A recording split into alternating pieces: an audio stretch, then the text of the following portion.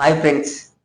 பார்த்தீங்கன்னா இன்னைக்கு big pass episode, அதாவது சாட்டர்டே சண்டே எபிசோடு வந்து வார இறுதி முடிய முடிய ரொம்ப மொக்கையாக தான் போயிட்டு இருக்குது. பார்த்தீங்கன்னா இதுல பிக் பாஸ் வேற சர்ப்ரைஸ் எவிக்ஷன் அப்படின்னு ஒன்று பண்ணிருக்காங்க. சர்ப்ரைஸ் எவிக்ஷன் இல்லை, அன்பேர் எவிக்ஷன் தான். நம்ம அன்பேர் எவிக்ஷன் சொல்றதுக்கு முன்னாடியே அதுக்கு ஒரு டெஃபினேஷன் சொல்ற மாதிரி விஜய் சேதுபதியே சொல்றா. அப்படி இது வந்து அன்பேர் எவிக்ஷன் கிடையாது. அதாவது இவங்க ஹவுஸ்மேட் வந்து ரியா, நம்ம சிவகுமார்லாம் வந்து சொல்லியிருப்பாங்க. நம்ம தலை இது ஒரு அன்பேர் எவிக்ஷன் அப்படின்னு சொல்லியிருப்பாங்க எவிக்ட் ஆகி போறப்ப. அது சொன்னதுக்கே வந்து விஜய் சேதுபதி என்ன சொல்லியிருப்பாங்க, இது நாங்க ஒன்னும் எவிக்ட் பண்றது இல்ல, மக்கள் தான் எவிக்ட் பண்றாங்க. ஆக்சுவலா அந்த கேள்வி பதில் இல்லாம இப்படி மழுப்பி விட்டுறது, மக்கள் மேல பழி போட்டு அங்க மீடியால பேசுவாங்களா அப்படிங்கிறதுல நழுவிட்டாரோ அப்படிங்கிற மாதிரிதான் அவர் பேசியிருந்தாரு. அதாவது எப்படி மக்கள் எவிக்ட் பண்ணுவாங்க, ஏன்னா நிறைய ஓட்டு உழுவுது இவங்களுக்கு. அதாவது நம்மளுக்கே தெரியுது எந்த அளவுக்கு வந்து யாருக்கு வந்து அதிக சப்போர்ட் இருக்கு நம்மளுக்கே தெரியுது. அப்படி இருக்கும் போது வந்து அவங்க எவிக்ட் ஆகாம வேற ஒருத்தங்க எவிக்ட் ஆகிறப்ப இது நம்மளுக்கே நான் நம்புற மாதிரியே இல்லை. அதாவது நம்புற மாதிரி இருந்தா இவங்க வந்து ஒரு அந்த ஓட்டிங்கோட இது ரிசல்ட்டை வந்து காட்டலாம். ஆக்சுவலா ஒரு சிலது லீஸ்ட்ல இருக்காங்க, ஆனா அவங்களுக்கு பதிலாக வேற யாரோ எவிட் ஆகிருக்காங்க அப்படிங்கன்னா அதை எப்படி மக்கள் தீர்ப்பாக முடியும்? ஆனா அவங்க அப்படிதான் சொல்றாங்க. அப்புறம் பாத்தீங்கன்னா இன்னைக்கு என்ன நடக்க போகுதுன்னா, இன்னைக்கு வந்து நம்ம தீபக் எவிக்ட் ஆகுறாங்க. அதுக்கு அடுத்தது பாத்தீங்கன்னா நம்ம உள்ள வந்த ஹவுஸ்மேட் வந்து என்ன என்ன சொல்றாங்க, அவங்க சொன்னதெல்லாம் உங்களுக்கு எப்படி இருக்குதுன்னு கேட்டதுக்கு வந்து விஜய் சேதுபதி கேட்கிற அப்படி இவங்க என்ன சொல்றாங்கன்னா, ஜாக்லின்னு நம்ம சௌந்தர்யா இவங்கெல்லாம் என்ன சொல்றாங்கன்னா, இவங்க வந்து எல்லாத்தையும் மண்டையை கழுவி விட்டாங்க. அதாவது நம்ம ரவீந்தர் வந்து நிறைய ட்விஸ்ட் பண்ணி சொல்லி இந்த கேஷ் பாக்ஸ் எடுத்துட்டு போக வைக்கிறதுக்கெல்லாம் பிளான் என்னென்னலாம் சொல்லி, அதாவது இவங்க பிக் பாஸ் வந்து அன்னைக்கு சொன்னது என்னன்னா, உள்ள வந்துட்டு பழைய விஷயத்த, அதாவது வெளியே நடந்த விஷயத்த வந்து பேசாதீங்கன்னு சொன்னாரு. அதையே தான் திரும்ப திரும்ப இவங்க பேசிட்டே இருக்கிறாங்க. விஜய் சேதுபதி கேள்வி கேட்கறதும் பாத்தீங்கன்னா வெளியே என்ன நடக்கு அந்த அந்த ரிலேட்டடாவே தான் கேள்வி கேட்டுட்டு இருக்கிறா. அப்படி அவரும் ஆக்சுவலா இந்த திரும்ப ரீஎன்ட்ரி கொடுத்தவங்க ஒரு ஏரியாவை ஆக்குவை பண்ணி அங்க உட்கார்ந்துக்கிட்டு பேசிக்கிறாங்க. யார் அந்த பக்கம் பண்ணாலும் இங்க வா கூப்பிடுறாங்க அப்படிங்கிற மாதிரி சொல்லிட்டு இருந்தாங்க. ஸோ அவங்களுக்குள்ள இருக்கிற ஏதாவது அவங்கள பார்த்தோம்னா போதும், அவங்கள கூப்பிட்டு அவங்களும் ஏதாவது கண்டென்ட் கிடைக்குமா, தூண்டி விட்டு ஏதாவது கிளப்பி விடலாமா அப்படிங்கிற மாதிரி தான் இருக்கானே தவிர, இவங்களுக்கு ஒரு செகண்ட் வாய்ப்பு கொடுத்தாங்க, அதை இவங்க சரியா பயன்படுத்திக்கல அப்படிங்கிற மாதிரி தான் மற்ற 8 ஹவுஸ்மேட்ஸ் சொன்னாங்க. ஆக்சுவலா ஃபைனலிஸ்டா இருக்கக்கூடிய அத்தனை பேர் இதைத்தான் திரும்ப சொல்லிட்டே இருக்காங்க. அவங்களும் நடந்த விஷயம் பார்த்தீங்கன்னா அப்படிதான் பிஹேவ் பண்ணுறாங்க. ரெண்டாவது ஒரு சான்ஸ் கொடுத்துமே அவங்க ஏதாவது அழகுமா ஏதாவது கொடுப்பாங்களா, நம்ம அதை வந்து பேசுவோமா அப்படின்னு தான் எதிர்பார்த்தாங்க தவிர, அவங்க என்ன பண்ணலாம் அப்படிங்கிற ஒரு ஐடியாலஜி இல்லாத மாதிரி தான் ஷோ இந்த வீக் ஃபுல்லாவே கொண்டு போன மாதிரி தெரிஞ்சிச்சு. ஆமா. அப்புறம் பாத்தீங்கன்னா விஜய் சேதுபதி வந்து நேத்து என்ன கேட்கிறா அப்படின்னா, இந்த சுனிதா கிட்ட கேட்கிறப்ப வந்து சொல்றாங்க, சுனிதா ஒரு சிலர் வந்து பிஆர் டீம் வச்சுட்டு இது பண்றாங்க, அவங்களுக்கு வந்து ப்ரொமோட் பண்ற பிரச்சனை இல்லை, அடுத்தவங்க வந்து ரொம்ப டிமோட்டிவேட் பண்ணி ரொம்ப கீழ்த்தரமான வார்த்தைகள்லாம் யூஸ் பண்றாங்க அப்படின்லாம் சொல்லுவாங்க. அதுக்கு விஜய் சேதுபதி என்ன சொல்றா அப்படின்னா, பிஆர் டீம் வச்சே இவ்வளவு தூரம் வர முடியாது. அதாவது ஒரு 2 எபிசோடு அந்த மாதிரி கொண்டு போகலாம், 2 வீக் வந்து சேவ் ஆகி போகலாம். ஆனா தொடர்ந்து அவங்க சேவ் ஆகுறாங்கன்னா உள்ள ஏதோ பண்றாங்க, அதனாலதான் வந்து அவங்க சேவ் ஆகுறாங்க. அதாவது நம்ம ஒரு படம் எடுக்கிறோம், என்னதான் வந்து ப்ரொமோஷன் எவ்வளவு ப்ரொமோஷன் கொடுத்தாலும் படம் ஒரு படம் ஓடும், ஒரு படம் ஓடாம இருக்கும். அதாவது மக்களுக்கு எது பிடிச்சிருக்கோ அதை தான் பார்ப்பாங்க, விரும்பி. பிடிக்காத தூக்கி வீசிடுவாங்க. நீ என்னதான் நல்லா எடுத்திருந்தாலும் அவங்களுக்கு பிடிச்சிருந்தாதான் வந்து உங்களை வச்சிருப்பாங்க அப்படின்னு அவரே சொல்றா. அப்படி இது வந்து சுனிதாக்கு வந்து எந்த மாதிரி ஆயிடுச்சுன்னு தெரியல.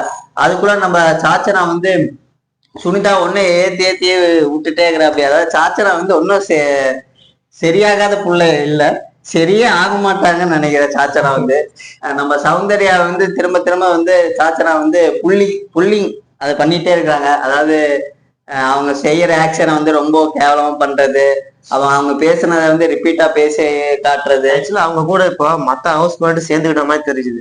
ஏன்னா அவங்க கிட்ட பேசுறதுக்கு ஒரு இது வேணும்ன்றாங்க, அவங்க ஒரு லீட் எடுத்து அதையே ஃபாலோ பண்ணி விட்டுற மாதிரி தெரியுது. ஏன்னா அவங்க சேஃப் ஆகிக்கணும்ல, அதுக்காக இவங்க டார்கெட் பண்ணி அனுப்பிட்டா அடுத்த வாரம் அடுத்த எவிக்ஷன் வந்து நாம தப்பிச்சுக்கலாம் அப்படிங்கிற ஒரு மைண்ட் செட்ல மத்த ஹவுஸ்மேட்டும் வேற மாதிரி தெரியுது. ஆனா மொத்த டீமும் வந்துட்டு இந்த சௌந்தர்யாக்கு அகேன்ஸ்டா விளையாடுது அப்படிங்கிறது பச்சையாவே தெரியுது. ஆமா, ஏன்னா மொத்த ஹவுஸ்மேட்டும் பாத்தீங்கன்னா சௌந்தர்யாக்கு அகேன்ஸ்டா இருக்கிற மாதிரி தான் இருக்குது ஆக்சுவலா.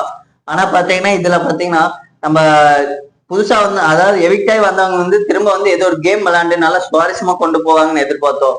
அந்த மாதிரி எதுவுமே நடக்கல. ஃபர்ஸ்ட் ஒரு உள்ள வந்தப்ப வந்து ஒரு ஃபயர் மோட்ல இருந்தாங்க. அதாவது நம்ம அர்ணவுல ஒரு நல்ல ஃபயர் மோட்ல இருந்தா, அப்படி ஏதோ ஒண்ணு பண்ணுவாரு, பெரிய சண்டை இந்த மாதிரி எல்லாம் வரும்னு நம்ம எதிர்பார்த்தோம். எதுவுமே நடக்கல ஆக்சுவலா. சும்மா ஒரு பேச்சுவார்த்தை அப்படியே போயிட்டு இருந்தது. அதுக்கப்புறம் வந்து இந்த அந்த டான்ஸ் நடனம் டான்ஸ் ஒண்ணு வச்சிருந்தாங்க, கேரக்டர் கொடுத்து அதை பண்ண சொல்லியிருந்தாங்க. அதுலயே ஃபுல் அண்ட் ஃபுல் வந்து போக்கஸ் பண்ணி இது பண்ணிட்டாங்க. ஆக்சுவலா இவங்களுக்குள்ள ஒரு கான்வர்சேஷன் இருந்ததான்னு கேட்டா இல்ல. ஆக்சுவலா இவங்க ஒரு 8 பேர் தனியாவும் இவங்க ஒரு 8 பேர் தனியாவும் தான் ஆக்சுவலா இருந்தாங்க. யாரும் பெருசா அந்த அளவுக்கு இல்ல. அதுதான் நம்ம விஜய் சேதுபதிக்கு வந்து நேத்து வந்து பேசுறதுக்கு கூட கண்டென்ட் எதுவுமே கிடைக்கல. ஆக்சுவலா பிக் பாஸ் வந்துட்டு இந்த ரீஎன்ட்ரி கொடுக்க போறாங்க அப்படிங்கிற விஷயத்த உள்ள சொன்ன உடனே அந்த மீதி இருந்த ஹவுஸ்மேட்ஸ் எல்லாம் ஒரு பயங்கர பீதி தெரிஞ்சது அவங்க கண்ணுல. இவங்க வந்துட்டாங்கப்பா, ஏதோ ஒண்ணு பண்ணி நம்ம காலி பண்ணிடுவாங்க அப்படின்னு எல்லாத்தையும் ஒரு பீதி இருந்துச்சு. கிட்ட போக போக இவங்க அவ்வளவுதான்ப்பா அப்படிங்கிற மாதிரி தான் அவங்க பர்ஃபார்மன்ஸ் இருந்துச்சு. அதை எல்லாரும் நாமளே பார்த்துருப்போம். நம்ம இவங்க சுனிதா இவங்க எல்லாருமே ஒண்ணு நினைச்சிருந்தாங்க, சௌந்தர்யாக்கு வந்து எல்லாமே ஆர்கானிக் ஃபேன், அதாவது ஒரு நேச்சுரலான ஃபேன் கிடையாது, எல்லாமே இன்ஆர்கானிக் அப்படின்னு சொல்லியிருப்பாங்க. நம்ம இதை வந்து உடைக்கிற விதமா நம்ம நேற்று விஜய் சேதுபதியோ அந்த பிக் பாஸ் டீமோ என்ன நினைச்சாங்கன்னு தெரியல.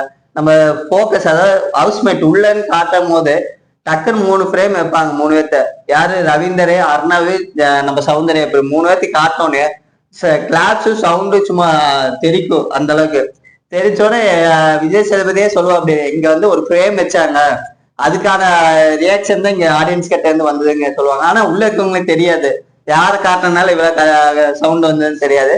அப்புறம் திரும்ப திரும்ப ஒவ்வொருத்தங்களே காட்டிட்டே வராங்க. அதுல பாத்தீங்கன்னா குறிப்பா சாச்சனா, சுனிதா இவங்க எல்லாம் காட்டுறப்ப சவுண்ட் அந்த அளவுக்கு இல்ல.